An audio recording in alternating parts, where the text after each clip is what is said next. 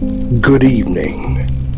I am your boss, your ruler, the one called Satan, Beelzebub, Lucifer, the king of the unknown, ruler of the earth.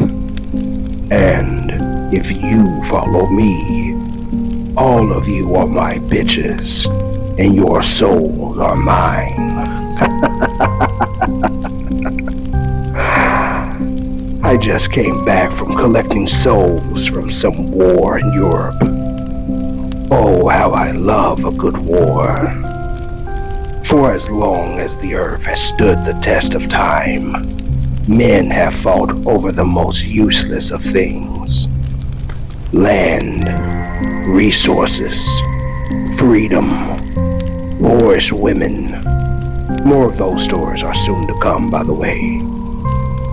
Just about everything you can think of has been fought over, only for someone bigger and stronger to come along and take what they stole. What makes you humans try so hard to step on one another to get ahead in life? What motivates you?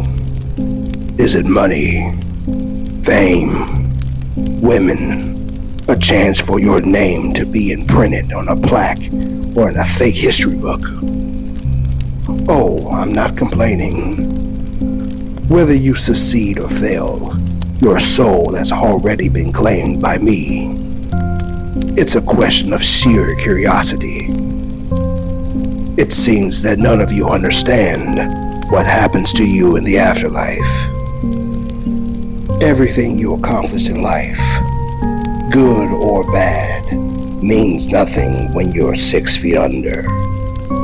Your mere existence is so vain. If I had a heart with feelings to care, I would pity you all. But I have comfort in knowing that the backstabbing all of you do to become a success comes back full circle to me. But here I am rambling again. You all are here to listen to yet another one of my success stories. I have so many to choose from that I often forget what I did. No, I don't. I lied. You humans have the attention span of a hamster. I feel that you all forget who I am. I am the king of lies, you know. Gotcha.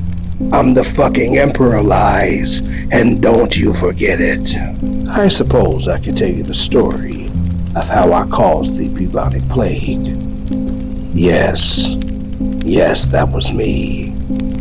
Now, unlike most stories you humans are taught in school by your underpaid teachers, what they said was partially true. The plague was caused by fleas and rodents, but the truth is that I shamefully lost a bet. Ugh, I know it's not my most proudest moment in life, but it's one of those stories where the ending is better than how it starts. You all remember the history of Job, yes? I don't want to talk too much about it, however. You can read the book for yourself, especially when I failed then too. But I digress. In that history, that man betted against me that Job wouldn't go against him in his afflictions. Well, a similar bet happened to me before the plague. He and I make bets like this all the time. It pisses me off to no end that I could never win, ever. Excuse me. Let me bring myself back in. Okay. As I was saying, he said that since I pride myself in being the ruler of all things filthy, I couldn't go a few years without bathing. Yes, bathing. Yes, he has a sense of humor that I don't find funny at all. Not in the least. Especially when it's at my own expense. The man's sense of humor is wild. Have you ever seen a platypus? The damn things are an abomination. But back to the bet. Of course, I am not the one to decline anything that I can benefit from, so I agreed. Now, unlike you humans, who only have to worry about a bad case of body odor and rumors going on about how you smell, my case is not so simple. If I do not bathe, my essence will tend to leak from me and pollute the very air you breathe, which would be several times worse than what happened at Chernobyl. Now, I don't have a problem with watching you all die slowly, but I want your deaths to be much more creative than that. So the bet began, and at first it was going fine. I simply avoided showers, swam away from rivers, and made sure to avoid anything that so much as resembled soap. Easy, right? Wrong. Because as the days turned into months, and months into years, things started getting funky. At first, the demons in hell tried to be polite about it. My most loyal minions would approach me cautiously. Your Infernal Majesty, might I suggest a light spritz of brimstone cologne? Just to enhance your already overwhelming presence? Nonsense, I declared. This is natural musk, pheromones of pure evil. But after the first year, even the most hellish of creatures were gagging at my presence. The rivers of lava began bubbling erratically. Entire legions of the damned requested transfers to the deepest pits just to get some fresh air. Even Cerberus, my three-headed mutt, whined pitifully whenever I walked past his kennel. Then came the plague incident. I had gone up to Earth to check on my work, casually strolling through a medieval European village, admiring the chaos. The second I set foot there, people started dropping like flies. Cows keeled over, milk curdled in the pail, flowers wilted in my wake. One of you humans, upon catching a whiff of my presence, screamed that man's name before he finally died. Usually I would think this was funny, but I was so offended. At first I thought, wow, I must really be at peak power. But then I looked around and realized, wait a damn minute. This wasn't my usual level of destruction. This was something extra.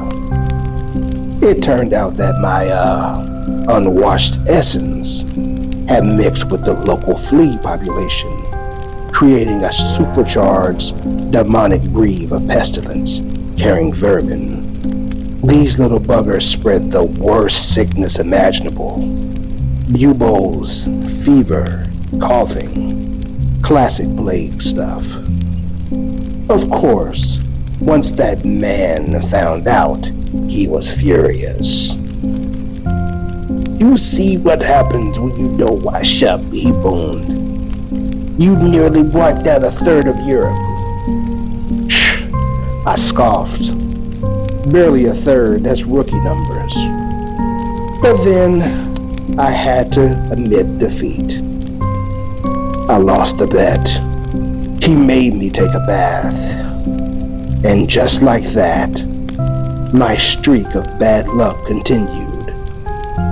Defeated, I trudged back to hell, dunked myself in the river Styx, and finally scrubbed off centuries of infernal grime.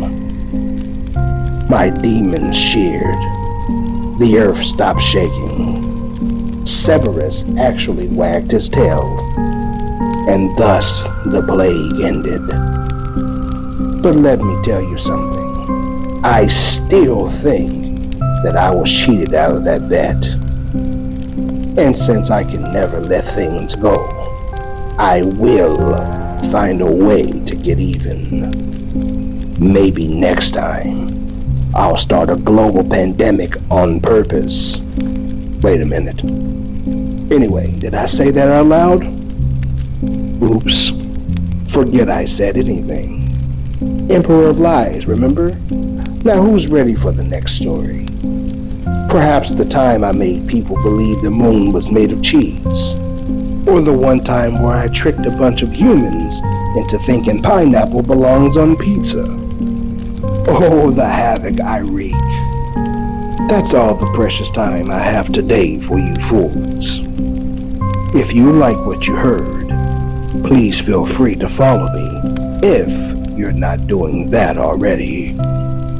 And please, tell your friends about me. Advertising can be such hell.